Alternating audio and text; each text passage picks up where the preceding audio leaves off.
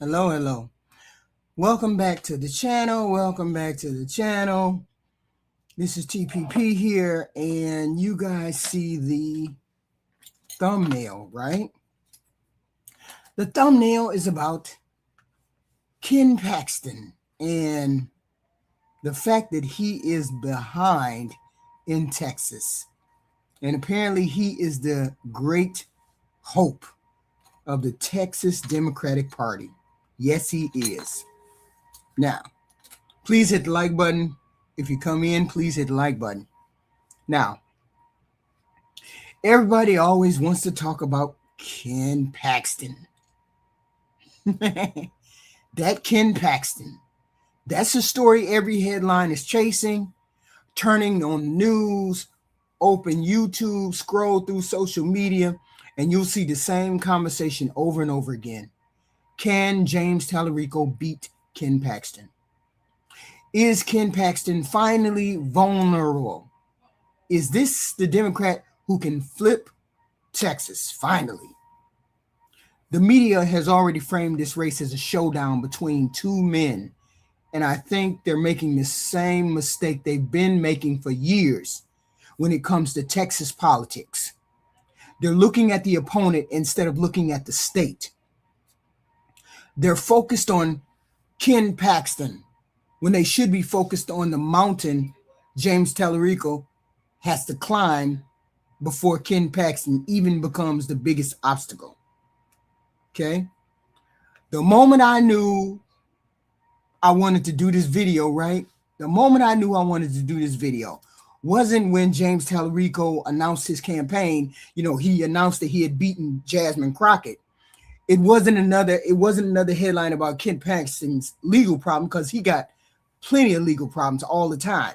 It wasn't another story about Donald Trump endorsing him, okay? It was when the conversation suddenly shifted to Jasmine Crockett.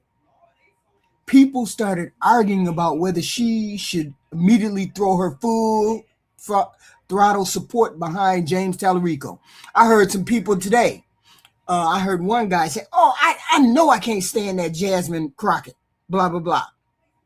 Nobody cares what you think if you don't live in Texas. People started arguing about whether she should immediately throw herself behind Talarico. Some people acted like she had an obligation to campaign for him because beating Ken Paxton was too important. Others pushed back and said she didn't know anything to anybody. The debate went on for days and days, and while everybody else was arguing over Jasmine Crockett, I kept thinking that everybody was missing what was really happening in Texas.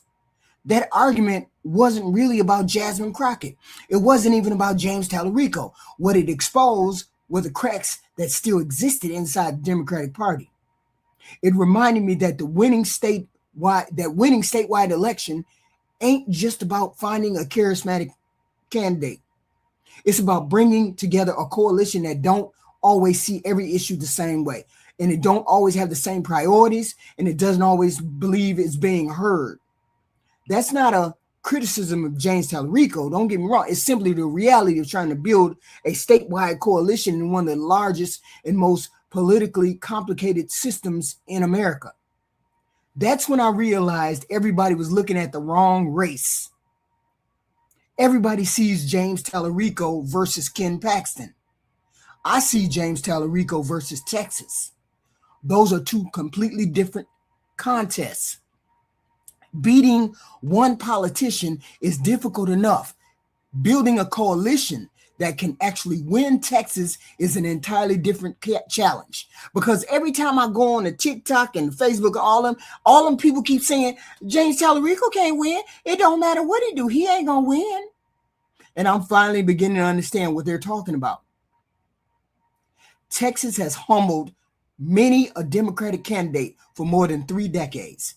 Beto O'Rourke, same thing. It has humbled candidates who were well-funded. It has humbled candidates who were media darlings. It has humbled candidates who were convinced they had finally found the formula to turn Texas blue.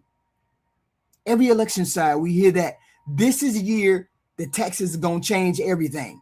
And then election night arrives and reality has a way of reminding people that Texas plays by its own damn rules.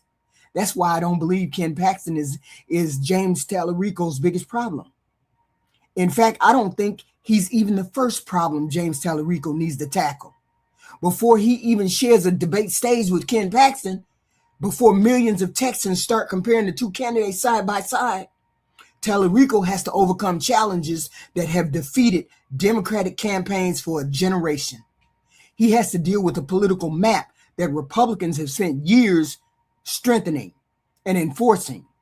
He has to compete in communities where Democrats have steadily lost ground over decades. He has to introduce himself to voters who have already made up their minds about the Democratic Party before they even heard a single fucking word you say. He has to survive culture war attacks that have been incredibly effective in Texas.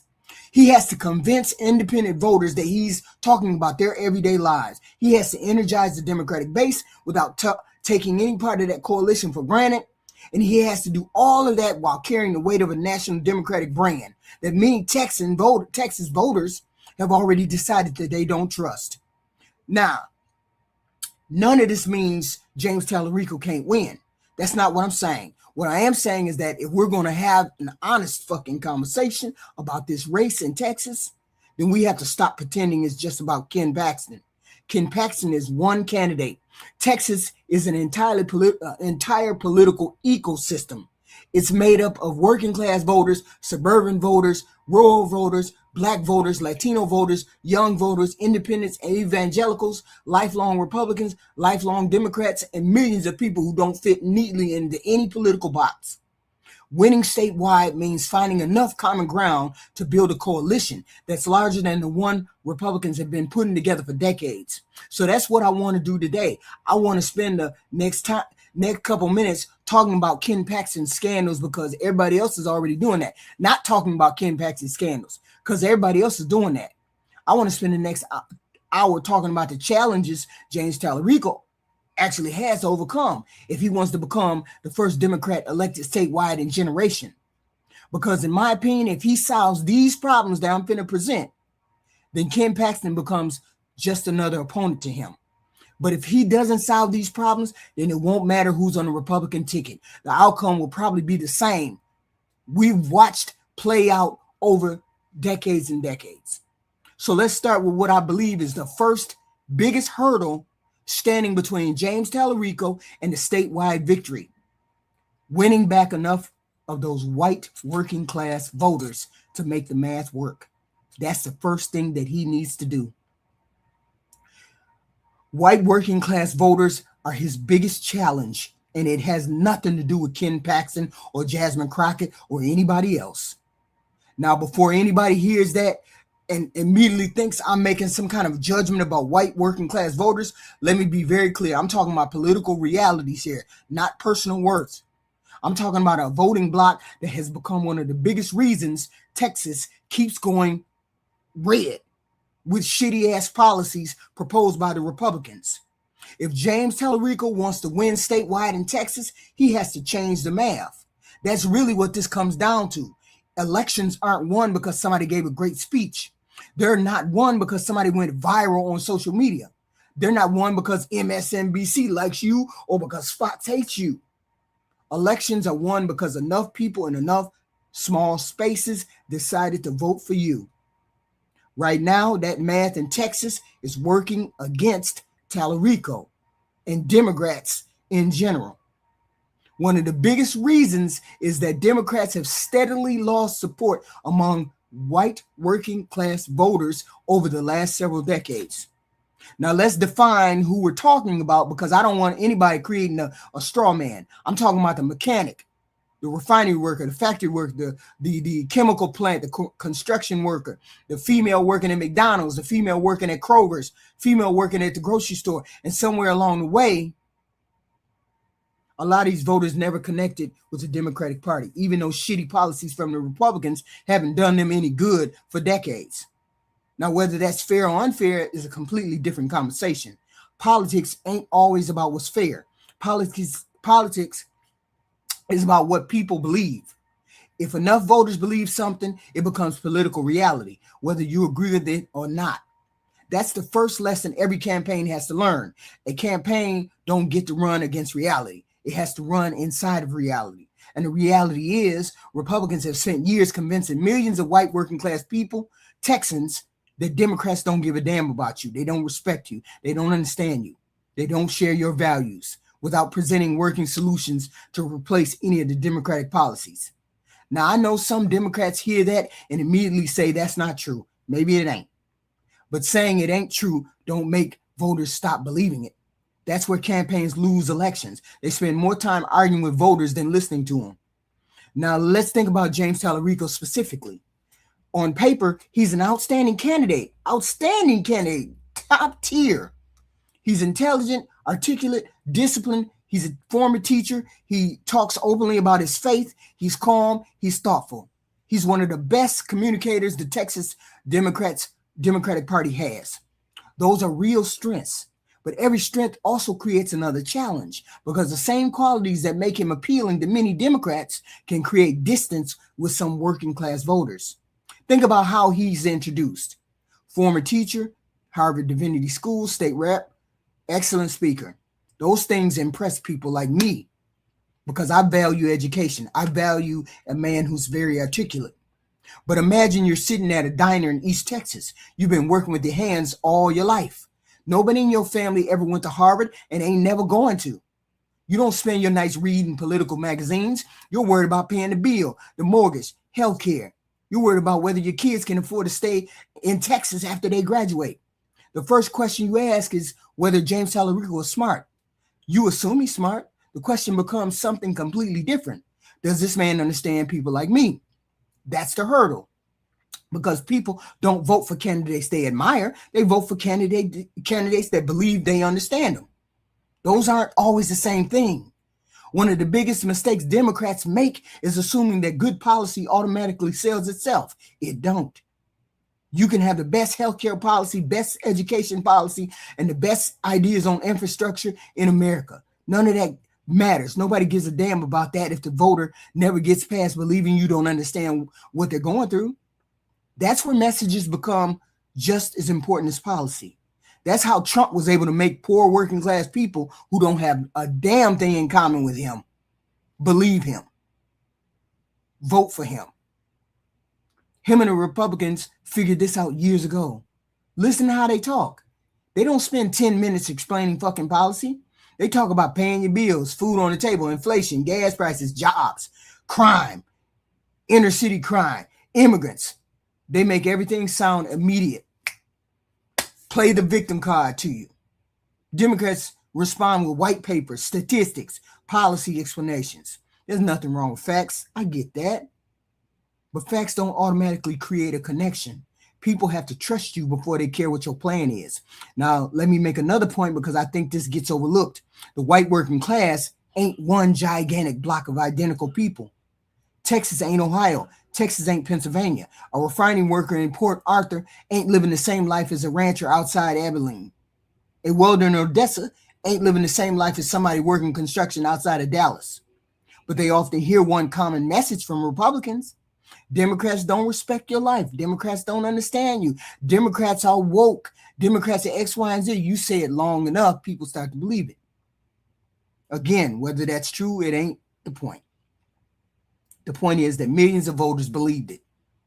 James Talarico has to overcome that before he even hear his healthcare plan, his educational plan, his ethics reform plan. Now, here's where I think he has an opportunity, though. Unlike some Democrats, James Talarico talks comfortably about his faith that matters in Texas.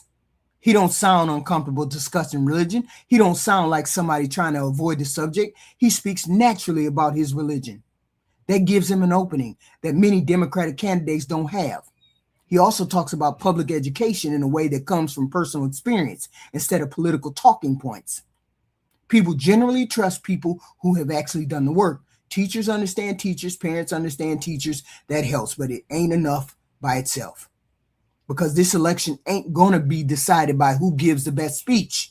It's going to be decided by whether enough Texans believe James Talarico understands their everyday life better than the Republican nominee does. That's a much harder task. Here's another mistake I think Democrats make. They spend too much goddamn time talking about people who already agree with them or talking to people who already agree with them. It's easy to hold a town hall in Austin or Dallas or get applause at a Democratic convention or a meeting.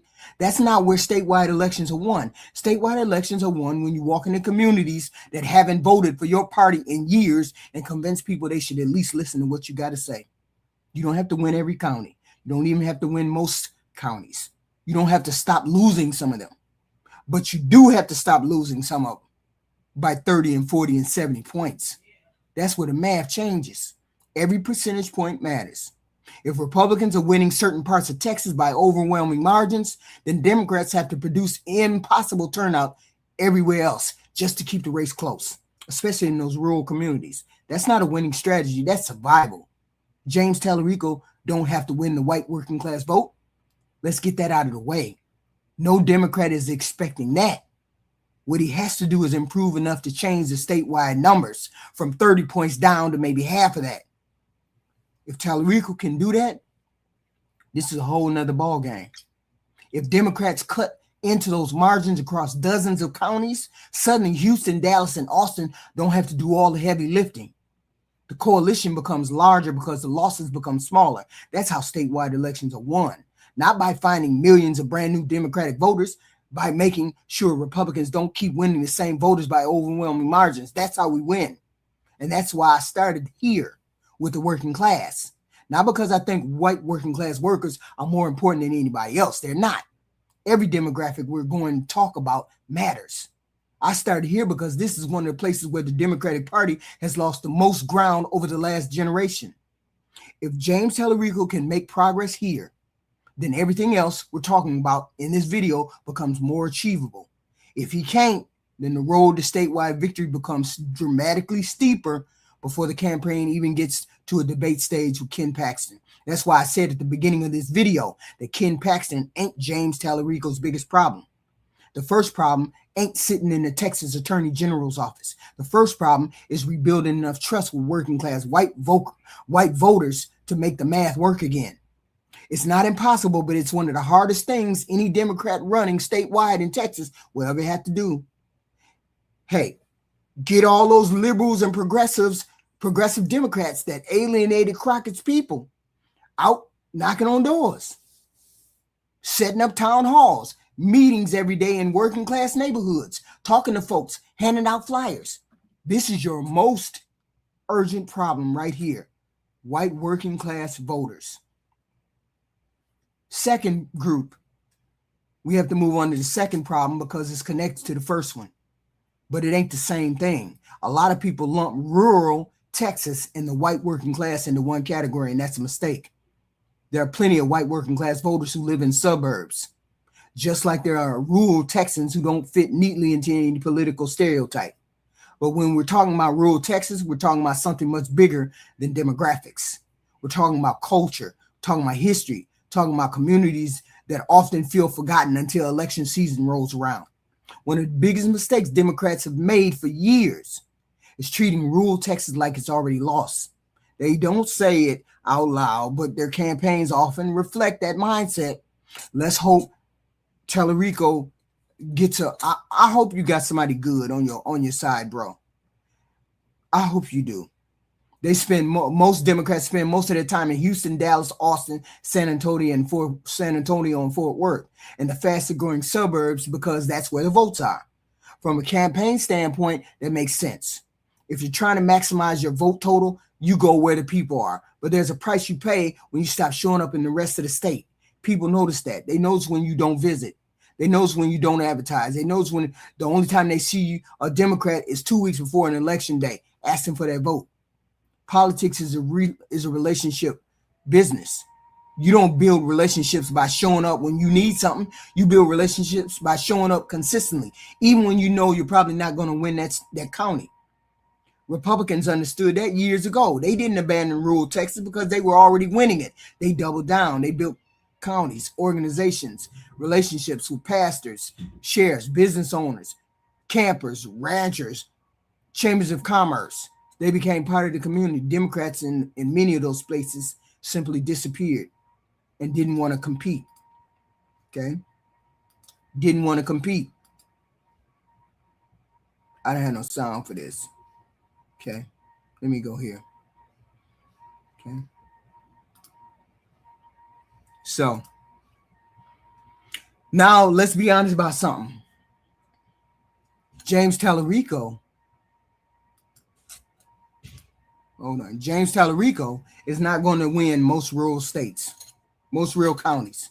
That's not a realistic expectation. And nobody who understands Texas politics should pretend otherwise.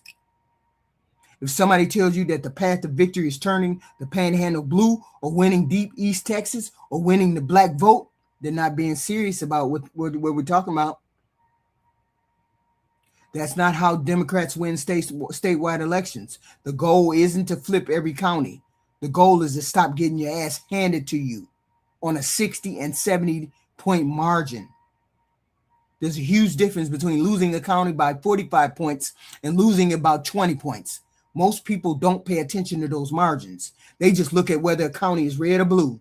Campaign professionals don't look at it that way. They look at vote totals. If you shave 5 points off the Republican margin in county after county after county after county in Texas, you change the statewide math without ever winning those counties. That's how statewide campaigns are built. Think about it this way. Imagine Republicans carry 50 rural counties by overwhelming margins. Every one of those counties become another brick wall Democrats have to climb over in Houston, Dallas, and Austin. Now imagine those margins start shrinking. Republicans are still winning those counties, but instead of winning 75 to 25, they're winning 60 to 40.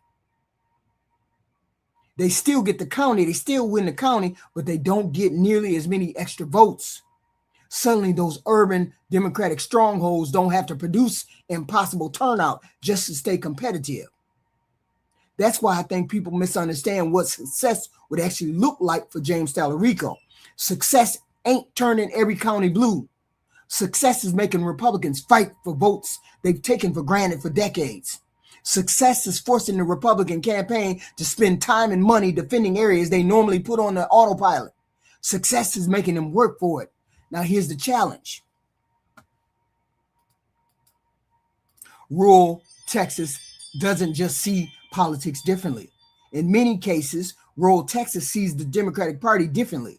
For a lot of voters in the community, the Democratic Party ain't viewed as a neighbor with different ideas. It's viewed as an outsider trying to tell them how to live. Again, whether that's fair or not really ain't the point. Perception exists, and campaigns have to deal with perceptions, whether they like it or not. When people in rural communities hear national Democrats talking about energy policy, many of them don't even hear environmental protection. They hear somebody talking about the industry that put food on the table. When they hear debates over regulations, they don't necessarily think about climate change or corporate accountability, shit like that. They think about whether another regulation means another local business closes or another job disappears. Those are the real concerns to the people living there, even if somebody else disagrees with how they interpret that issue. That's where James Talarico has a challenge. He has to convince people that he sees them, respects them, and understands why they're worried. Notice I didn't say he has to agree with every concern. That's impossible. No candidate agrees with every voter, but there's a big difference between disagreeing with somebody and making them feel invisible. Too many rural Texans believe Democrats stopped listening to them a long time ago. Rebuilding that trust isn't something you accomplish with one campaign commercial. It takes years. I also think Democrats sometimes underestimate how much pride exists in these communities. Rural Texans don't generally see themselves as victims waiting for government to rescue them. They take pride in taking care of themselves, their family, and their neighbors. whether it's farming, ranching, oil, gas, running a small business, there's deep culture of independence. If your message sounds like you're talking down to them or suggesting they need somebody from Austin to explain their own lives, you probably lost them before the conversation even gets started. That's why tone matters just as much as policy. You can have a policy that generally benefits rural communities, but if the message comes across as dismissive, condescending, people won't stop listening. Respect has to come first. Listening has to come first. Understanding has to come first. And here's something else that often gets overlooked. Rural voters don't spend every waking hour thinking about politics. Just like everybody else, they're thinking about whether the local hospital is staying open. They're thinking about kids driving all the way here and there for a specialist. They're thinking about the conditions of the road, whether they get internet, whether the internet reaches their neighborhood, whether the schools are good, whether the teachers are good, whether the generation can move into this community and stay there for years and years. Those are the issues Democrats could compete on if they're willing to have those conversations in ways that starts with the community instead of the party. This is why I don't think James Talarico's challenge in rural Texas is ideological as much as it's relational. Before people will trust your policy, they have to believe you respect them. Before they believe you understand their problems, they have to believe they're actually listening. That takes time. It takes consistency. It takes showing up when there isn't a television camera waiting for you. And it takes accepting that sometimes you're going to walk into a room where almost nobody agrees with you. That's part of the job if you're serious about winning statewide in Texas. Somebody told me the other day, they keep telling me, TPP, HQ, people don't agree with you. I don't care whether they agree with me or not. I'm going to keep talking. I'm going to keep saying what I'm saying because there's people out there that will listen and hear what I have to say, and they will resonate with that. The bottom line here is simple. James Talarico does not have to win rural Texas. He does have to make Republicans work harder than they've had to work in a very long time. If he can reduce those margins like 75 to 25, and he can take it down to 60 to 40, he might have a shot. If he can reduce those compete in communities Democrats have largely abandoned and convince enough rural Texans that he's willing to hear them before he asks for their vote, then the statewide map starts to look very differently.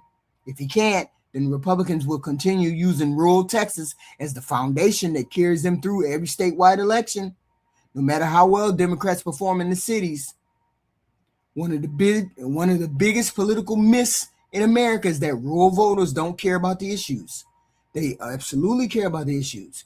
They just don't always rank the same issues in the same order as voters in downtown Austin or Houston.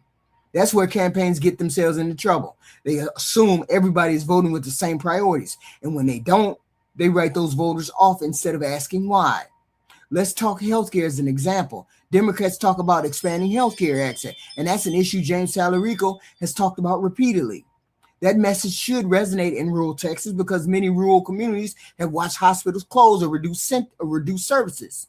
People drive further for emergency care than they used to. Finding specialists can mean driving across multiple counties. Those are real problems. But if the first thing a voter hears is a national political argument instead of a local problem being solved, the opportunity is lost. Rural voters don't wake up saying, I wonder where Washington thinks today. They wake up wondering if their local hospital will still be there when somebody in their family has a heart attack. Same thing applies to public education. James Talarico probably has more credibility on education than almost anybody running statewide because he actually taught in public schools. That's not something he can manufacture. It's part of his life story. But if that story turns into a lecture about what rural communities are doing wrong instead of a conversation about keeping good teachers in small town, improving local schools, and giving parents confidence that their children don't have to leave home to get a quality education, then Republicans will redefine that message before it ever reaches the people who need to hear it. So then there's the infrastructure. Most people don't get excited about infrastructure until something breaks. A bridge closes. A road washes out. All of those things. They know what unreliable internet means when you're trying to run a business. Help your kids with homework or even work from home. Those are kitchen table issues. Those aren't Democratic issues or Republican issues. Those are everyday life issues. That's why I think Democrats sometimes overcomplicate their message. People don't need to hear a 25-minute explanation on how a bill works. They want to know one thing: how is this going to make my life better? James Talarico can answer that question in plain English. He'll have a better chance of reaching voters who normally wouldn't even consider listening to a Democrat. There's another challenge that doesn't get enough attention, and that's trust. Trust ain't built because you show up with a good platform. Trust is built because people believe you'll still be around after the election is over. That's one of the advantages Republicans have in rural Texas. Whether people agree with Republicans or not, they see Republicans in their community. They see them at county fairs. They see them at churches. They see them in local businesses. They see them supporting the volunteer fire department. Politics in small communities is personal. Relationships matter. That's why campaigns built entirely around television commercials almost never change minds in these areas. A 30-second ad doesn't replace years of personal relationships. Now, let me say something that some Democrats probably won't like to hear. I don't think every rural voter who supports a Republican is voting because of Donald Trump. I think that's an easy explanation, but it's an incomplete one. Some people are voting Republican because that's the party their family has voted for over 20, 25 years. Some are voting based on taxes. Some are voting based on guns. Some are voting based on religion, abortion. Some because they work in industries they believe Republicans will protect. Some because they simply don't trust Democrats. If James Talarico treats every one of those voters like they're motivated by exactly the same thing, he'll make the same mistake campaigns have been making for years. Every voter has a story. Every community has a story. The campaign that takes the time to understand those stories usually performs better than the campaign that assumes it already knows all the answers. This is where I think James Talarico has an opportunity. White working class voters, rural voters, if he leans into it. One of his strengths is that he doesn't come across as angry. Whether you agree with his politics or not, he generally comes across as thoughtful, respectful, and willing to have conversations. That style may not generate the loudest headlines, but it can open doors that would otherwise stay closed. If he can sit down with people who disagree with him without treating them like enemies, he has a chance to at least be heard. In today's political environment, being heard is the first step towards changing minds. None of this guarantees success. Rural Texas isn't going to suddenly become Democratic because one candidate runs a better campaign. Political habits built over decades don't disappear in one election cycle. But campaigns aren't creating miracles. They're about creating movements. If James Talarico can move the numbers just enough in county after county, if he can convince some voters to take a second look, if he can earn respect even from people who don't ultimately vote for him, then he's building something bigger than one election. That's why I don't believe the rural Texas problem is impossible to solve. I think it's incredibly difficult, but difficulty isn't the same as impossible. It requires patience. It requires humility. It requires showing up in spaces where you know you're not going to get a standing ovation. Now, if these first two problems were about geography and community, the next problem is about one of the biggest political shifts Texas has seen in generations. For years, Democrats believed demographic change alone would eventually turn Texas blue. They assumed one voting bloc would continue supporting them by overwhelming margins. The last several election cycles have shown that assumptions was far too simple. That's where James Talarico runs into problem number 3, the changing of the Latino vote. For years, Democrats have told themselves the same story about Texas. They looked at state's changing demographic and convinced themselves that time was on their side. They believed that the Latino population continued to grow. Texas would naturally become more competitive for Democrats. Some people even acted like it wasn't a matter of Texas would turn blue. It just was a matter of when. They looked at the census numbers, population growth, voter registration, and they thought eventually Democrats would overrun the Republican Party or dominance. Politics don't work that way. People aren't demographic statistics. People are individuals. People change. Communities change. Issues change. One of the biggest political stories in Texas over the last several years has been watching Republicans make significant gains with Latino voters in parts of the state where Democrats once assumed they were untouchable. That should have been a wake-up call for the Democrats. Instead, too many Democrats treated it like a fluke. It wasn't. If you look at South Texas, if you look at parts of the Rio Grande, if you look at counties that Democrats used to win comfortably, Republicans have been steadily making inroads. Not everywhere, not with every Latino community, but enough to change statewide elections. That matters because Democrats don't have a lot of room for error. If Republicans improve with Latino voters while holding their advantages with white working class, Democrats have to make up those losses somewhere, somehow. That's incredibly difficult in a state the size of Texas. Now, let's be careful here because I don't want to lump every Latino voter into one category. That's one of the mistakes both parties make. The Latino community in Texas is incredibly diverse. A family that lived in South Texas for generations may have very different priorities than someone living in Houston, Dallas, or El Paso. Religions vary. Immigration experiences vary. That's why campaigns that assume all Latino voters think alike usually end up disappointing themselves. One of the biggest misconceptions Democrats have held on to is that immigration is automatically the number one issue for every Latino voter. It's not.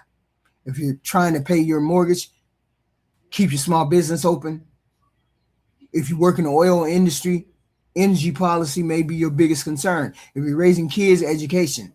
If you're attending church, religion, social issues. Just because somebody's Latino doesn't mean immigration automatically outweighs everything else happening in their lives. Republicans figured that out. Instead of assuming Latino voters only cared about immigration, they started talking about jobs, economy, public safety, cost of living. They also leaned heavily into messages about faith, family, patriotism, and entrepreneurship. Whether you agree with these messages or not, they were speaking to issues many Latino families already cared about. Democrats have often responded by talking about policy. Republicans talked about identity. That's a powerful difference. People don't just vote based on policy. They vote based on whether they feel seen and heard. That's where James Talarico has both an opportunity and a challenge. One thing working in his favor is that he doesn't sound like the stereotypical national Democrat Republicans often put in television commercials. He talks about faith comfortably. He talks about family. He doesn't sound angry. He doesn't spend all his time trying to score points on social media. Those things could help him connect with voters who may have already tuned out the National Democratic brand. But he still has to overcome the brand. Whether he likes it or not, Republicans aren't going to run against James Talarico, the individual. They're going to run against the Democratic Party. And they're going to use the culture wars to do it. Every television commercial will try to make him look like every Democrat is skeptical voter, woke, gay, trans, uppity. That's how they're going to run against him. They'll tie him to national political fights, whether he wants to talk about them or not. They'll spend millions of dollars making sure voters aren't judging James Talarico based on what he says. They'll try to make sure voters judge him based on what they think the Democratic Party represents. That's the challenge. Can he separate himself enough from the national brand to earn a hearing? Because that's really the first hurdle. Before voters evaluate your ideas, they have to decide whether they're going to listen to you or not. Now, let's talk about South Texas specifically because I think it's one of the most misunderstood political regions in America. Hold on. People who don't live here. Let me move here. People who don't live in South Texas don't deal with conversations of immigration, or that's not the most important. People who live there know life is much more complicated than immigration. These are the communities built around family, church, local relationships, and many families have served in the military. Many work in law enforcement. Many own small businesses. Many work in energy, transportation, healthcare, agriculture. They're proud Texans and proud Americans. Their political identity ain't nearly as simple as outsiders sometimes imagine. If Democrats approach these communities assuming they already know what matters to them, they're going to keep making the same mistakes. The first step is talking. First step is listening. That's true whether you talk about Latino voters, Black voters, rural voters, suburban voters. People generally know when you're trying to understand them and when you're simply trying to appease them. James Talarico's campaign is going to have to prove that it's interested in both of those things. Because if Republicans continue making gains with Latino voters while Democrats continue losing ground in rural Texas, the statewide math becomes much harder to overcome. That's why I believe this isn't just another demographic challenge. It's one of the defining political battles of modern Texas. It's one James Talarico cannot afford to lose. Now, let me tell you where I think Democrats sometimes get themselves in trouble. They spend a lot of time talking about what voters should care about instead of talking about what they already care about. Those are two completely different conversations. You don't persuade people by telling them their priorities are wrong. You persuade people by meeting them where they're at and showing them why your ideas make their life better. Take inflation. Democrats can point to charts, explain supply chains, and talk about global economic pressures all day. None of that changes what somebody experiences every Saturday when they walk into the grocery store and the prices are high. A family feels like they're spending $200 every month extra to feed their kids. That's their reality. They don't need somebody explaining why it happens nearly as much as they want somebody explaining what they're going to do about it. Republicans have done a much better job of speaking directly to that frustration, even when the solutions they're offering are debatable. These messages are simple. Your life costs more than it used to. We're going to fix it, or we're going to try to fix it. Democrats often answer with a 5-minute explanation. In politics, the simpler message usually will win. Same thing applies to energy. Texas ain't California. Energy ain't some abstract political issue here. It's people's livelihoods, paychecks, it's retirement accounts. It's entire communities built around oil, gas, petrochemicals, pipelines, refinery, and the business that support those industries. When people hear national Democrats talking about moving away from fossil fuels, they don't hear clear energy. They hear somebody wants to eliminate my job. Whether that's an accurate interpretation ain't really the point. That's what they hear.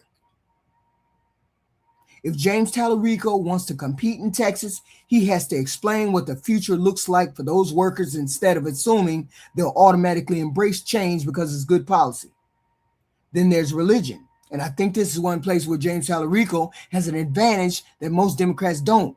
He talks about his faith naturally. He doesn't sound like somebody who suddenly discovered church because he's running for office. People can usually tell a difference, but there's a difference between speaking about your faith and convincing deeply religious communities that your political priorities line up with theirs. That's another hurdle he'll have to clear.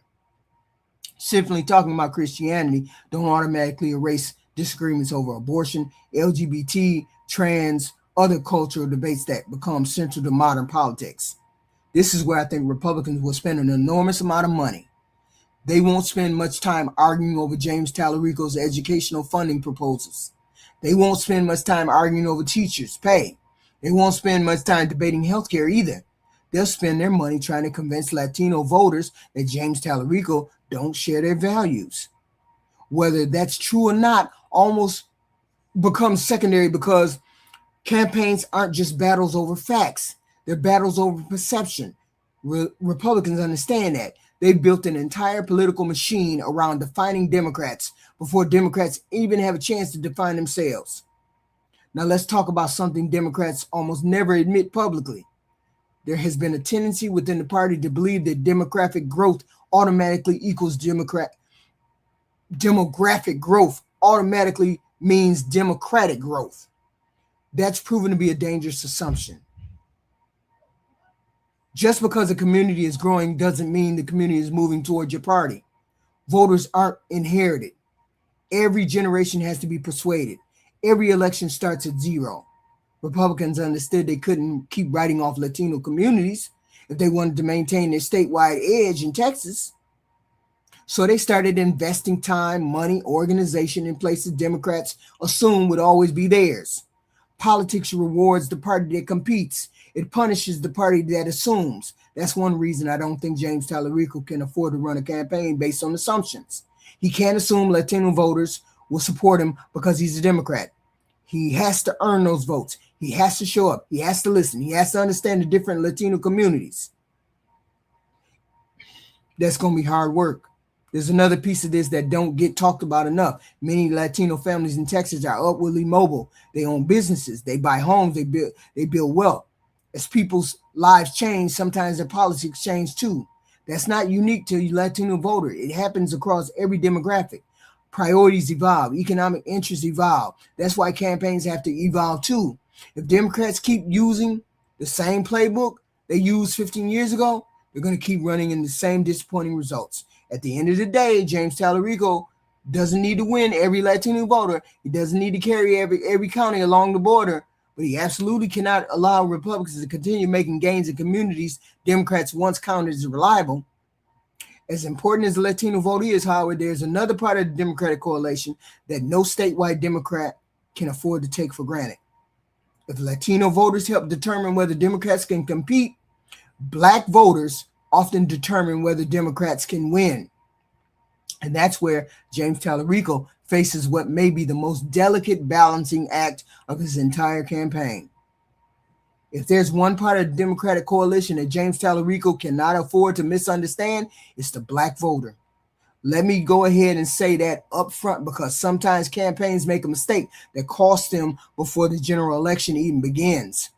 They assume the Black voters are simply going to show up because the alternative is a Republican, and most Black voters don't vote Republican. That thinking has hurt Democrats before, and if they're not careful, it'll hurt them again. Black voters have been the most loyal voting bloc in the Democratic Party for decades. Election after election, they have shown up, organized, volunteered, knocked on doors, made phone calls, worked polling locations, and carried Democratic candidates across the finish line in races all over the country. The loyalty is one of the reasons Democrats remain competitive in states they otherwise wouldn't be competitive in. But loyalty shouldn't be confused with obligation. Black voters are not obligated to be enthusiastic simply because somebody has a D besides their name.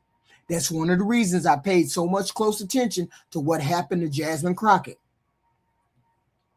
People were asking why she wasn't immediately out campaigning for James Talarico.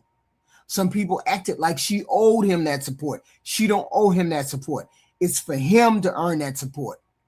Others questioned her priorities. The other day, I was kind of disappointed because she said, are you going to vote? Are you going to campaign for James Talarico? And she said, oh, I don't know. I'm going to do something down ballot or something, she said, really half-heartedly. I was kind of disappointed in the way in her response, right? If she didn't want to campaign, she should have at least encouraged people to take a look at James Talarico's campaign and look at his campaign honestly and see if they wanted to vote for him. She should have at least encouraged them to look at his campaign better instead of saying, focus on Ken Paxton, focus on Ken Paxton. No, you needed to do better when it came to another Democrat. That's all I'm saying. She should have done better when it came to another Democrat. Maybe not say I'm going to vote, maybe not say I'm going to campaign for him, but at least be enthusiastic for the Democratic Party. We want the Democratic Party to win. You need to take a look at Talarico's campaign again. He's the person competing with Ken Paxton, blah, blah, blah. Instead of being very dismissive. I was very disappointed in that.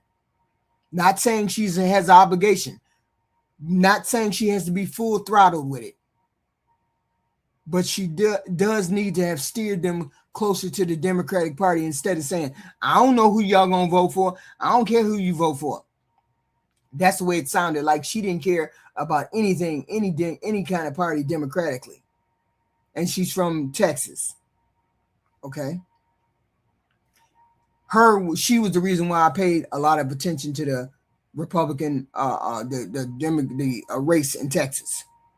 People were asking why she wasn't immediately out there campaigning for him. That's why. I think maybe it's sore loser is not the word. I don't know, but it seemed like it was a sore loser attitude. That's what it seemed like to me. But that's just me. Other people question her priorities. I remember sitting there thinking that people weren't paying attention to what the conversation actually represented. It wasn't really about Jasmine Crockett. It wasn't about expectations. It was about who gets asked to carry the Democratic Party every cycle. It was about who gets called when it's time to turn out votes. It was about whether relationships inside the coalition are reciprocal or transactional. Those are legitimate conversations. All I'm telling you is you need to do something with the Black Democratic vote, because you're starting to lose the Democratic vote because you say they feel like they're being taken advantage of, taken for granted. Okay, now let me be very clear, because I don't want anybody twisting what I'm saying. I'm not suggesting James Talarico has done anything to disrespect black voters. I'm not talking about the broader political environment he's stepping into. That's not what I'm saying. He's inheriting decades of expectations, frustrations, and political history that existed long before he announced his campaign. Campaigns don't happen in a vacuum. Every candidate walks into an existing political relationship. James Talarico is no different. He shouldn't expect anything from Jasmine Crockett. But Jasmine Crockett, as a Democrat, could go a little bit further than what she did. Okay? It was like she shunned his campaign. That's what it felt like. I don't know whether it was the true or not, but that, are you going to vote? Are you going to campaign for Talarico? I don't know, blah, blah. She said, I don't know. She said something. And I thought it was very cavalier for a sitting Democrat to say that about another Democrat. He won fair and square, unless you didn't think he won fair and square. Okay? Maybe that was it. Maybe she didn't think he won fair and square. Maybe she didn't think he won, he represented her at all fairly when it came to closing the polling places and their people calling her phone line, begging her to help him with his campaign. Okay. Now, here's where I think James Talarico has an opportunity. Unlike most politicians, he doesn't come across as somebody who's simply checking demographic boxes. He doesn't strike me as someone who would only show up in black churches 2 weeks before election day. He's not the type of person that shows up and takes pictures and delivers speeches and disappears into campaign time. I think he's capable of building genuine relationships, but capable isn't the same thing as having already done it. Those relationships still have to be built. They have to be earned. Trust has to be earned. Respect has to be earned. Political capital has to be earned. That's true no matter who you are. Now let's talk about the turnout. Every time Democrats lose Texas, somebody immediately says they just needed higher turnout. That's partially true. But turnout doesn't magically happen because somebody says it's important. People vote when they believe their vote matters. People vote when they believe the candidate understands them. People vote when they believe something meaningful is at stake. You can't manufacture enthusiasm 3 weeks before the election day. You build enthusiasm over months and years. Black voters understand political power probably better than almost any voting bloc in this country because they've had to fight for it. But now they're feeling taken advantage of. Now in Texas, they're feeling like they're needed only for the vote. Vote blue no matter who. That's what they're feeling like. And now they're feeling like they don't want to vote. That's why I simply ask people to vote. Voting isn't enough anymore. People want to know what comes at the election, what happens after a victory speech, who's showing up, who's listening, who's still answering the phone. Those questions matter. Now, here's another reality James Talarico has to deal with. Black voters are not a monolith.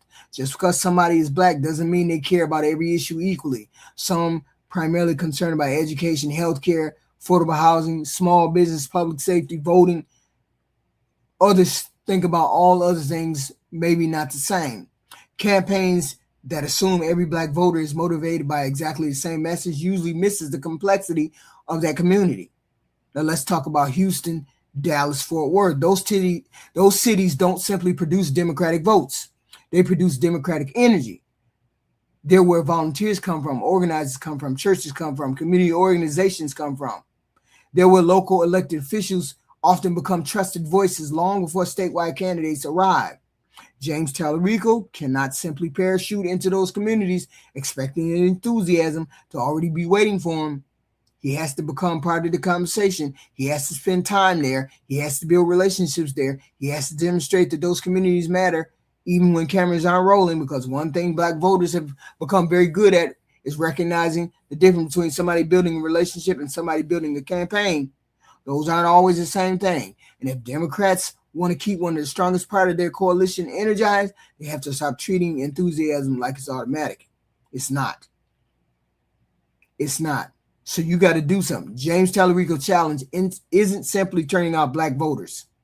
His challenge is convincing black voters that his campaign is another step forward in a long-term relationship, not just another election where they're expected to save the Democratic Party one more time. That's a much bigger assignment that most political commentators are talking about. But if he gets it right, it strengthens every other part of his coalition. If he gets it wrong, then one of the strongest foundations of a statewide Democratic campaign becomes much harder to sustain. He shouldn't lose. Quite frankly,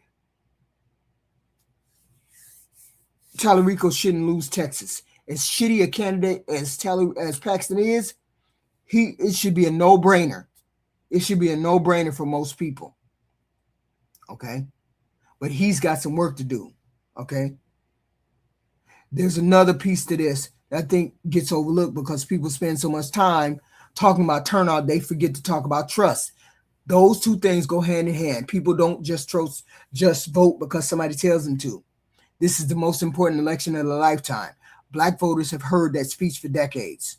Every 2 years, they told democracy is on the line. Every 2 years, they're told it's at stake. Every 2 years, they're asked to save the country, save the state, save the Democratic Party. At some point, people start asking a reasonable question. What happened after I showed up the last time? It's not cynicism, that's accountability. One of the things I've always believed is that Democrats have to start treating black voters like they're an emergency response team. You don't call the fire department after your house is already burned down. You build relationships with these black voters before you need them. You invest in communities before Election Day. You don't suddenly discover black churches 6 weeks before people start voting. When you go to Washington and you're a representative of Washington, you need to bring money back to the community to help the community. You need to bring resources back to the community to help the community. Black voters are asking, what have you done for us lately? What are you doing for us lately? Have you brought any funds back? Have you gotten roads, bridges, schools, funding? Have you done anything for the black community? This is what they're asking in Texas. You don't suddenly start talking about issues that existed for years. Don't nobody give a damn about issues that existed for years. Have you tried to solve any of those? People notice these things. They may still vote for you, but they notice. That's why I think James Talarico has to approach this differently. He has an opportunity because he isn't carrying decades of statewide political baggage. Most Texans are still getting to know his ass. That can be an advantage if he uses it wisely. He can introduce himself on his own terms instead of trying to convince people he's different from who they already think he is. But introducing yourself and building trust are two different things. I also think Democrats sometimes misunderstand what enthusiasm actually looks like. Enthusiasm isn't measured by applause at a rally. It's measured by likes on social media. It isn't measured by how many people share a campaign video. Real enthusiasm shows up on Saturday morning when volunteers knocking on doors in neighborhoods that television cameras never visit. Real enthusiasm shows up when people are willing to spend their own time convincing family members, co-workers, and neighbors to vote. That's the kind of enthusiasm campaigns can't buy. They have to earn it. Now let me bring Jasmine Crockett back into this conversation because I think she represents something larger than one member of Congress, right? Jasmine Crockett has become one of the most recognizable Democrats in the country because she speaks in a way that feels authentic to the people who support her. Whether somebody agrees with everything she says isn't really the point. Don't nobody give a damn. People believe they're getting the real Jasmine Crockett. That authenticity matters in modern politics. It's one reason she has built such a loyal following. When people start criticizing her because she wasn't immediately centering James Talarico's campaign, I thought that criticism missed something vital. Leaders have responsibility to the people who elected them. They also have their own political priorities, their own races, their own judgment about where their time should be spent. Support isn't something you demand. It's something you build. If Jasmine Crockett decides to campaign for James Talarico, I hope it's because she genuinely believes in his campaign, not because people on social media try to shame her into doing so. That's another lesson statewide candidates have to understand, specifically when you overlook this very, very competent black woman. You overlooked Kamala. You overlooked Jasmine Crockett. You overlooked, her name is Stacey Abrams. You overlooked very qualified black women. And now you have people in the black party, Democratic Party, up in arms because of that. Because Jasmine was a very capable person. Don't nobody give a damn if you think she wasn't or she wasn't. She has a big following who thought she was. Okay? Authentic support always looks different from political obligation. Let's hope she decides that she's going to support. Now, let's look at Houston for a minute, because Houston tells us something about Texas politics that people often overlook. Harris County is one of the most diverse counties in America. It's also one of the engines that Democrats depend on every election cycle. But Harris County alone can't elect a statewide candidate. Neither can Dallas County. Neither can Travis. Democrats need overwhelming support in those places, but they also need enough support elsewhere that those urban votes aren't constantly trying to overcome enormous Republican margins across the rest of the state. That's why I keep coming back to a coalition. Every part of this coalition matters. Black voters, Latino voters, young voters, rural voters, white working class voters, college-educated suburban voters, independent voters. You can't afford to lose one group while hoping another group makes up the difference. Black voters ain't going to help you make up the difference in Texas. Look at Beto O'Rourke. Beto O'Rourke had 97% of the black vote, and they still lost. So it ain't about having a black vote. It's about having a whole bunch of y'all, a whole bunch of people, whole bunch of groups, okay? Texas is simply too big, and Republican margins have been too consistent for too long. You need help.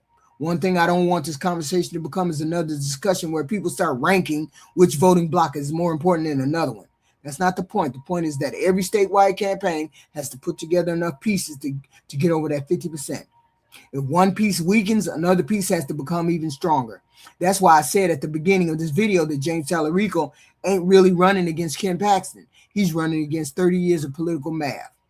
Now, if black voters represent the foundation of the Democratic coalition, the next challenge is completely different because it isn't about loyalty or enthusiasm. It's about participation. Democrats have one group of voters they get incredibly excited about every election cycle. In every election cycle, they end up asking the same damn question after the votes are counted. Where did everybody go? That brings us to the next challenge Talarico has to solve. Young voters. Every election cycle, Democrats get excited about young voters. Every election cycle, somebody puts out polling showing that younger voters, younger Texans overwhelmingly support Democratic candidates. And every election cycle, people start talking about a youth wave that's finally going to change. Then election day comes, votes get counted, Democrats are left asking themselves what the hell happened. The enthusiasm was real, crowds were real, so where did everybody go? That's a real question James Talarico has to answer, because whether people realize it or not, he's probably one of the strongest candidates Democrats could put in front of young voters. He's young enough to relate to them. He's comfortable on social media. He doesn't sound like a career politician. But here's the problem. Getting young people excited and getting young people to vote, two totally different things. One is emotional, the other is behavioral.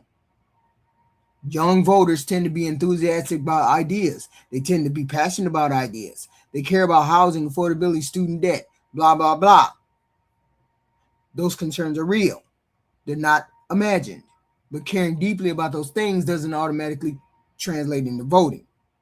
That's been one of the biggest frustrations for Democrats for decades. Young people consistently tell pollsters they support Democratic candidates by large margins, but older voters consistently show up in greater numbers.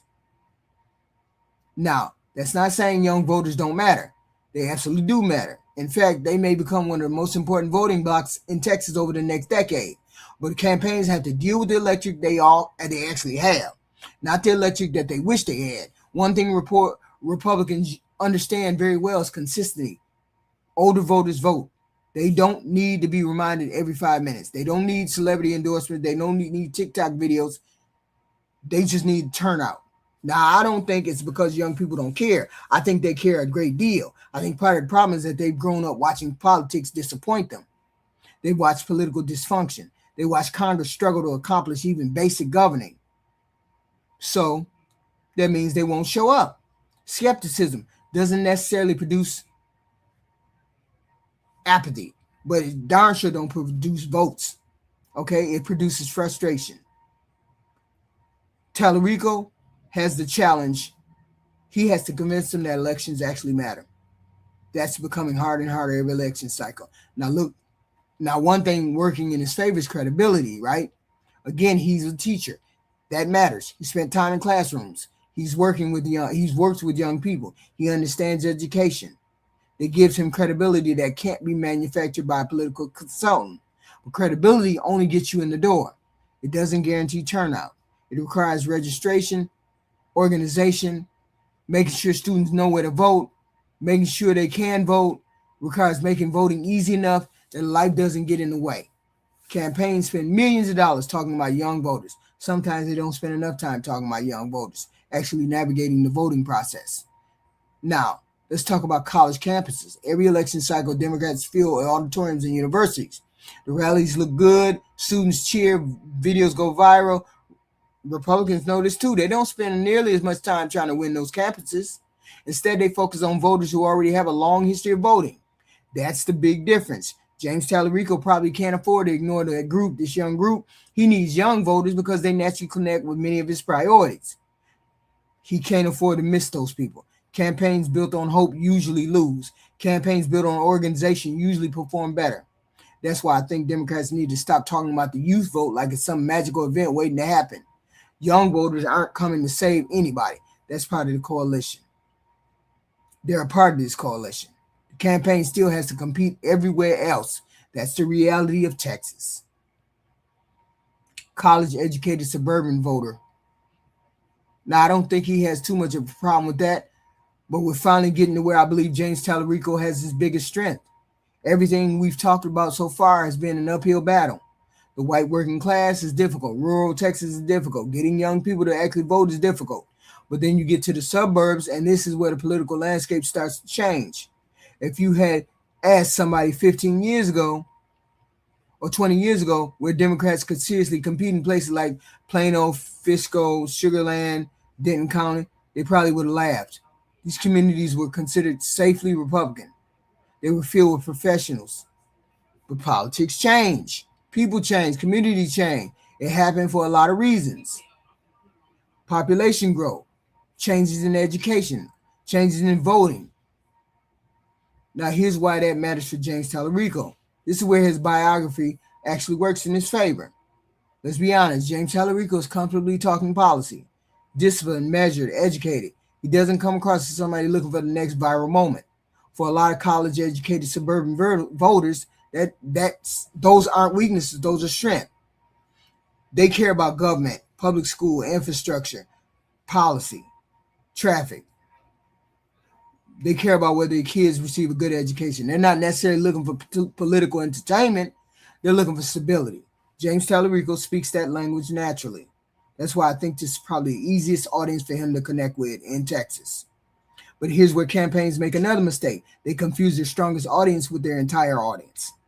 Just because somebody is doing well in the suburbs doesn't mean they're doing well statewide. In fact, that's one of the biggest traps Democrats have fallen into over the last several election cycles.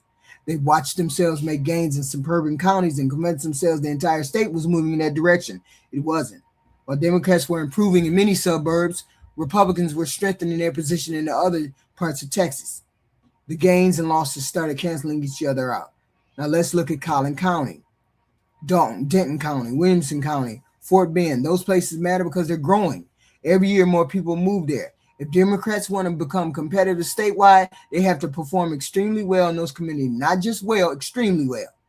James Talarico probably understands that. His campaign almost certainly understands that. But here's what concerns me. What if he becomes too successful there? Now, that sounds like a strange thing to say. How can somebody become too successful with their strongest voters? Here's what I mean. Campaigns already naturally spend more time where they receive positive feedback. And if every town hall in Plano is packed, fundraiser Round Rock is packed, Sugar Land is packed, there's a temptation to keep doing more of that. Human nature pulls us toward comfortable audiences. Why spend 3 hours driving to a county where most people disagree with you when you can spend those 3 hours with somebody who agrees with you? Because statewide campaigns aren't built inside comfort zones. They're built by expanding beyond those. That's why I think James Talarico has to be very careful. The suburbs should absolutely be one of the foundations of his campaign, but they cannot become the entire campaign. If every commercial, every speech, every policy, every interview is designed around college suburban voters, then everybody else starts feeling like they're watching somebody else's campaign. That's dangerous. Remember, he has to talk to the refinery, the rancher, the trucker. They all have to see themselves somewhere in this campaign. If they don't, this coalition will never get off the ground. So James Talarico has a problem. Now let's address the culture war. Now we've reached the part of the campaign that I think is going to determine whether James Talarico ever gets a chance to make this case to the people of Texas. Everything we've talked about so far assumes voters are listening to what he has to say. But modern campaigns don't work like that anymore. The first objective isn't to beat your opponent on the issues. The first objective is to define your opponent before they have a chance to define themselves. Republicans understand that better than anybody. Let's be honest about what we're talking about. Republicans are not going to spend millions of dollars talking about James Talarico ideas of public education. They're not going to spend millions talking about health care. They're not going to spend millions talking about teacher salaries or rural hospitals or the electric grid. Why would they? Hold on a minute.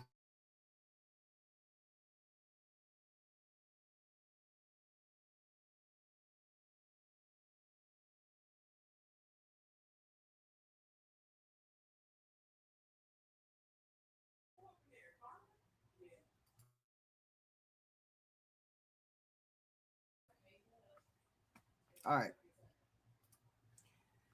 They're going to make this about fear. They're going to make this about values. They're going to make this about identity. Because culture war politics has been one of the Republicans' most effective political weapons in Texas for years. Y'all come shut the door. Shut the door.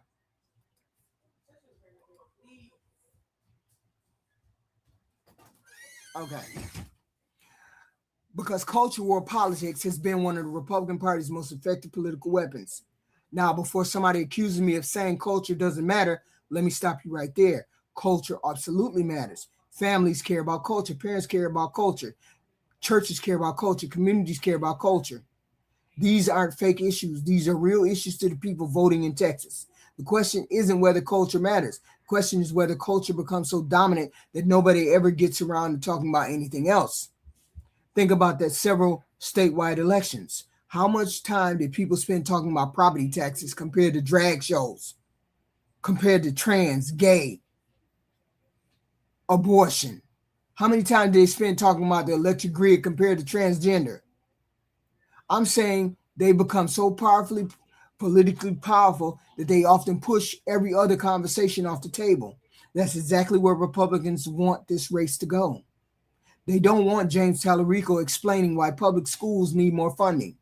They don't want him talking about why insurance rates keep climbing. They don't want him talking about why people can't afford housing.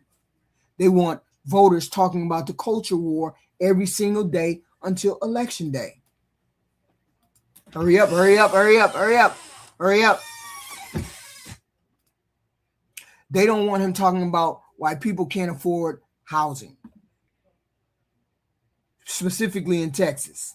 Now let's talk specifically about James Talarico because he's different from a lot of Democrats. He's thoughtful, he's articulate, he's comfortable discussing his Christian faith. He often explains his political beliefs through a moral and religious lens. That's unusual in today's Democratic Party, and I actually think it's one of his strengths. But strengths can become vulnerabilities depending on how your opponent frames them. Republicans aren't going to show a 30-minute interview where James Talarico carefully explains the position. They're going to take 15 seconds, 20 seconds, maybe 30 if they feel generous. They'll pull out the clip they think creates the strongest emotional reaction from y'all, and they'll run it over and over and over again. James Talarico believes in transgender. James Talarico says God believes in transgender. James Talarico believes in gays. James Talarico believes in X, Y, and Z. That's exactly what they're going to run. That's the modern politics for Republicans. Nobody gets judged by everything they say. They get judged by these 15, 20-minute clips. We've already seen it happen. Them coming out and trying to laugh and call him a vegetarian. James Talarico has talked openly about LGBTQ issues. He's talked about Christian nationalism. He's talked about faith, inclusion. Whether people agree with him or disagree with him isn't really the point I'm making. The point is the Republicans already know exactly which clips they're going to use. They aren't guessing. They're collecting footage right now. Every speech, every interview, every podcast, sermon, television appearance, because that's what modern campaigns in the Republican Party do. Now, here's where I think Democrats sometimes misunderstand the challenge. They think if they explain their positions better, they'll solve the problem. I don't think that's how political advertising works anymore. By the time you're explaining yourself, your opponent has already called you gay. That's why campaigns talk so much about defining yourself before somebody else does. First impressions matter. Now, I also think Republicans understand something about Texas that Democrats sometimes underestimate. Texas is still a culturally conservative state in many ways. That doesn't mean every Texan is conservative. Doesn't mean every community votes Republican. But it does mean there are millions of voters whose decisions are influenced by faith, family tradition, churches, and cultural values. Republicans aren't trying to win every argument. They're trying to convince those voters that James Talarico doesn't share their worldview. They're trying to convince voters that James Talarico likes transgender. They vote that James Talarico believes in abortion. If they succeed, they don't have to beat his economic message. They simply have to make sure voters never get to hear it. That's incredibly effective politics. Now, here's the challenge for James Talarico. I don't think he should pretend to be somebody he's not. I don't think candidates should suddenly change all their beliefs because they're running statewide. Voters usually see through that anyway. Authenticity matters, but authenticity also means accepting that some positions come with political costs. Every candidate makes those calculations. Every campaign decides where it's willing to take political risks. James Talarico will have to decide the same thing. Can he communicate his values in a way that reaches voters who don't automatically agree with him? Fear travels faster than facts, and 30-second commercials usually beat 35 minutes worth of explanation. That's just the reality of modern campaigning. Okay. Republicans have been using the cultural war politics successfully for years because it's worked. Campaigns repeat strategy. Every person in this country is scared of immigrants. Every person in this country is talking about gays and trans. There's only gays and trans only make up like 1% of the whole population. And every time you hear a Republican speak, the first thing out of their mouth is something about gay or trans. Donald Trump was good at making sure that y'all understood gay and trans. He made sure that y'all understood immigration. The immigrants are coming to take my jobs. Immigrants are doing this, that, and the other. They made sure that because that's what Republicans run on. They run on cultural issues. They never run on policies because they don't have policies. Republicans don't have policies. The only policies they have is tax cuts. And nobody that is getting beat up by the economy today gives a damn about tax cuts, gives a damn about cutting taxes so you can get a tax cut. They care about bread and butter issues. But this is what the Republicans are going to run on. They're going to run on the cultural issues. They're going to run on, well, he's gay. He likes trans. God likes binary. He thinks God believes in abortion. They're going to run on those kind of things. Just you watch. Listen to what Ken Paxton says. Listen to how Ken Paxton is trying to define James Talarico and his faith. Because this is what the Republicans do when they don't have policies. And most times they don't have policies. Because somebody from Texas, I would love to hear how the Texas being run by the Texas legislature, Texas Congress, whoever. I would love to find out how your life has been better under a Texas rule. How they made your life better. What did they bring to your life? Did they bring healthcare to you? Did they bring housing to you? Did they bring free college to you? Did they bring free school lunches to you? What did they bring to your life that would say to you, I think I need to vote Republican over a Democrat? This is where that battlefield is going to be for James Talarico. Okay? This is where it's going to be. He comes across as authentic. He comes across as articulate. He rarely loses his train of thought. He quotes history. He quotes scripture. He can explain complicated ideas in an easy way that people understand. People may think he's rehearsed. I don't think he's rehearsed. I think he's just a very intelligent human being. Okay. When he speaks, he's prepared. He's thoughtful. He's measured. He's disciplined. Again, he sort of reminds you of how Obama used to speak. Okay. Almost polished, not rehearsed, but just a little bit more polished, a little bit more smarter. That's a picture they're going to try to create him as a caricature. They're going to try to portray him as being rehearsed and not really authentic. Okay, this is how they're going to come across or try to present him as that. Okay, and he is far from being polished. He's just a very articulate human being. That's all, right? So the whole point is he has many, many challenges in the Democratic problem. But the hardest part is this coalition building. In fact, if you listen to everything I said up to this point, you probably realize that every chapter has really been leading here. The white working class, rural voters, Latino voters, black voters, young voters, the culture war, authenticity, the brand. None of those groups exist in isolation. They're all fit together. That's what campaigns mean when they talk about building a coalition. And building a coalition is a whole lot harder than giving a good speech. Think about everything James Talarico has to balance. If he spends too much time talking about progressive policies, Republicans will say he's too liberal for Texas. If he spends too much time trying to reassure moderates, some progressives will wonder why he's backing away from the issues that they care about. If he talks too much about faith, some people who are not religion may become uncomfortable.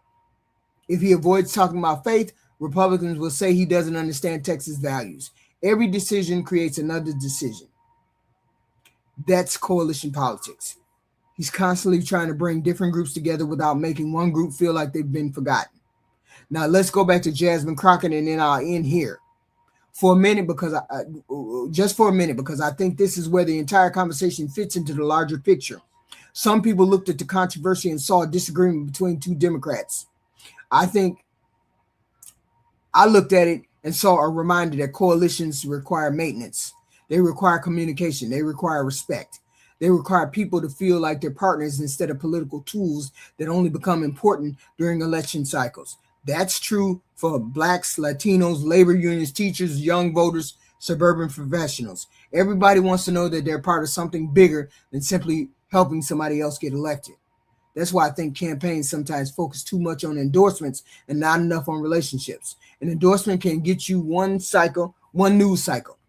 A relationship can get you volunteers, neighborhood organizers, pastors, business leaders, all those kind of things. Those things can't be bought with campaign money. They have to be earned over time. Now, here's another challenge. Coalitions don't just have different priorities. Sometimes they have competing priorities. That's what makes leadership difficult. One group may want you to talk about immigration every day. Another group wants you talking about education, blah, blah, blah. Another wants economy. Every one of those issues matters to somebody, but you only have so much time in a campaign. That's why candidates have to establish a theme that's bigger than any one audience. People need to know what your campaign is about. No, not just what you're for, but what you're about. Those aren't always the same thing. If somebody asked the average Texan today, what does James Talarico stand for? Would they have the same answer? Some would say education. Others would say democracy. Others would say Christianity. That's not necessarily a problem this early in a campaign, but eventually voters need a simple answer they can explain. Republicans understand that. Whether you agree with them or not, they generally reduce complicated campaigns to very simple things. They know repetition matters. They know clarity matters. If you keep saying gay, gay, gay, gay, gay, trans, trans, trans, trans, trans, you eventually you're going to hear people talk about that. And I hear about people say that all the time in my chat. Oh, would the Democrats want to talk about gay and trans and all this other stuff. Our country is in more trouble than a little. And the gay and trans issue is not as important as us getting the food prices and gas prices and housing prices and all those things down. Okay? James Talarico has an opportunity in Texas. Regardless of party, they want competent government. They may disagree on how to get there, but there very few people wake up hoping government becomes less effective. They want roads, schools, hospitals, food, housing. They want all these things to work. Government ain't supposed to be a television show. It's supposed to solve problems. And if James Talarico can make competence the thread that ties all these different communities together, he has a chance to build a growing coalition, a broader coalition than people expect. because competency isn't a Democratic value or a Republican value. It's an American expectation. So hopefully his coalition can survive these attacks. Okay? Let's hope they can survive all of these attacks. I'm a Democrat, and I would love for James Talarico to win. I would love for him to win. Okay? So we can go back to where we start. Everybody wants to talk about Ken Paxton. Everybody wants to make this election about Ken Paxton. Everybody wants to ask about whether James Talarico can beat Ken Paxton. I think that's the wrong conversation. Not because Ken Paxton doesn't matter. He absolutely does matter. He's the Republican nominee. He's going to have enormous financial support. He's going to have one of the strongest Republican political machines in the country. He's going to have Donald Trump endorsements. He's going to have Republican voters who are already prepared to support him no matter what, even though he's a trash human being. He's a trash husband, trash worker, scandal-ridden, corrupt. He's all of those things. Pretending Ken Paxton isn't a formidable opponent would be foolish, though. But I still think he's James Talarico's biggest problem. He isn't James Talarico's biggest problem. Not even close. The biggest problem is Texas. The biggest problem is that Texas has become one of the most difficult states in America for Democrats to win. That's simply the political reality. You don't change that because one candidate gives a great speech. You don't change that because somebody goes viral. You don't change that because national Democrats get excited. You change it over one voter, one neighborhood, one county, one relationship, one election over time. That's how political realignments actually happen. Throughout this video, I've talked about white working class, rural Texas Latinos, blacks, youngers, suburbans, independent, his faith, authenticity. I talked about coalition politics. None of those chapters exist by themselves. Every one of them affects the other. That's what makes statewide campaigns so difficult. You're never solving one problem. You're trying to solve 10 problems at the exact same time. And every decision you make helps one group while creating new questions for another one. That's leadership. Now, here's what I don't want people to take away from this video. I'm not saying James Talarico can't win. I'm also not saying he will. That's not what this analysis has been about.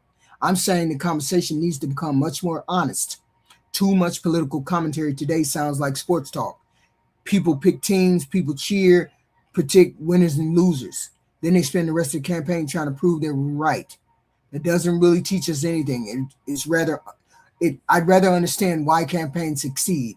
I'd rather understand why campaigns fail. Because once you understand the obstacles, you also understand what success actually looks like. If James Talarico eventually wins statewide, it won't be because he gave one incredible speech. It won't be because of a commercial. It won't be because Ken Paxton is bad. It'll be because he successfully built a coalition that was larger than the coalition the Republicans built. That's it. That's all. Politics is complicated. Election math ain't.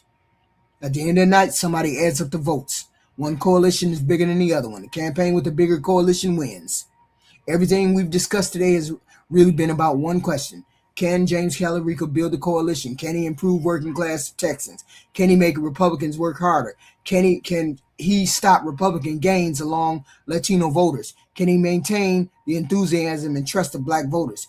Can he get the young vote? Can he get the faithful vote? Can he get the culture war attacks? Can he survive the culture war attack? Can he persuade independents every day about the real issues? That's the campaign. That's the race. Ken Paxton is only part of that story. Now, I also want to say something to Democrats. I think Democrats sometimes make the mistake of believing demographic change automatically creates political change. It doesn't. Every voter has to be persuaded. Every generation has to be persuaded. Every election starts over. Nobody owes either political party their vote. Not black voters, not Latino voters, not young voters, not suburban voters, not rural voters. Nobody. Every campaign has to earn support. That's the way democracy is supposed to work, and I think that's actually healthy. The moment either party starts believing it owns a community's vote is the moment it stops listening to the community. Listening is how coalitions are built. Assumptions are how coalitions shrink. Finally, let me come back to Jasmine Crockett because that's really where this entire conversation began for me. People look at the controversy and saw a disagreement. I look at it and saw something else. I saw a reminder that coalitions require constant work. Respect requires constant work. Trust requires constant work. Black voters feel like they have been disrespected. Every time they come up and they bring a worthy candidate up to be voted on or to be supported, they can't get the support for the black candidate. It's always a Hispanic or a Latino or white candidate. It's never the black candidate. Okay? Kamala Crockett. I forgot her name. I forgot the other lady's name. I'm sorry. That's true in Texas. That's true everywhere. So as this campaign moves forward, don't just watch the polls. Don't just watch the fundraising. Don't just watch television commercials. Watch who shows up, who feels energized, what coalition feels overlooked. Watch which communities are being visited. Watch which conversations are happening, because those things usually tell you far more about the outcome of the election than any poll released 18 months before election day. That's why I said at the beginning that I thought people were asking the wrong question. Question ain't whether James can beat Ken. The real question is whether James Talarico can build a coalition that's bigger than Texas's Republicans coalition that they built for the past 30 years. If the answer is yes, then Ken Paxton becomes just another Republican standing in the way. If the answer is no, then it honestly won't matter who Republican nominee is, because the biggest obstacle won't have to be Ken Paxton. Biggest obstacle will have been Texas itself. So we're going to see. We're going to see what James Talarico does. We're going to see whether he's going to try to build a coalition. He's going to have to straighten those margins out. Let's see what he does. I don't know. It looks like an uphill battle to me, but I could be wrong. But the first groups you got to get over there to your side is the working white and the rural white. You got to bring the margins down. You got to bring the margins from 75%, 25% for the Democrats, 75% for the Republican. You got to bring this shit down to 60 or 55, 45 to 40. You got to bring it down. Otherwise, it ain't going to never work. You ain't never going to win Texas. You can make a shot at it, and he's probably one of the best candidates to make a shot at it, but let's see what happens. You never know what's going to happen. I don't know. Maybe he will win. Maybe he won't. I don't know. But, hey, these people want to vote for Talarico. They want to vote for him, and they want to vote for him. I just don't see how you would, even as a Republican, I would stay home before I vote for Ken Paxton. But that's just me. So if you like my content if you like my content and anything of my review of Texas and Talarico, please hit the like, share, and subscribe. I usually have content Monday through Thursday at 10 p.m. and I will see you guys, I don't know, maybe tomorrow morning, maybe Saturday morning. I will see you guys then. I appreciate the like, share, and subscribe. I appreciate it.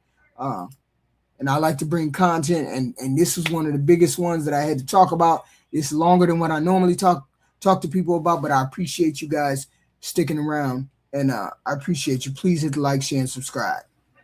Please hit the like, share, and subscribe.